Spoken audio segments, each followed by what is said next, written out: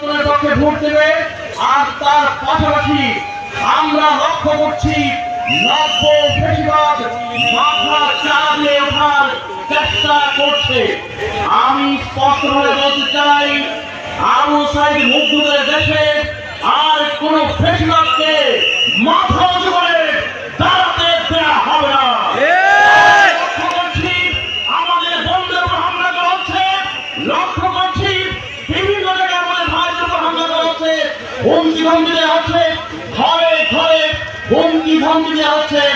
আমরা স্পষ্টভাবে বলতে চাই, হুমকিতে খুন করে আমাদের আগামী লড়াইকে থামিয়ে দেওয়া যাবে না। পরিবর্তনের লড়াইকে থামিয়ে দেওয়া যাবে না। যারা হাত তুলবে সেই হাতকে ঘুরিয়ে দেওয়া হবে। আমার আগামী লড়াইয়ের পরিবর্তনের লড়াইয়ে আপনার বাংলাদেশ জাতীয়তাবাদী সহ 11 জনের জোটের প্রতীকে আপনারা ভোট দেবেন। এই সময় ভোটের মাধ্যমে আমরা একটা পরিবর্তন আনবো, এক অনন্য সুন্দর অনুপম মানবীর বাংলাদেশ আমরা এই সালের বাংলাদেশ আমরা গঠন করবো। সবাই সালাম, আসসালামু আলাইকুম।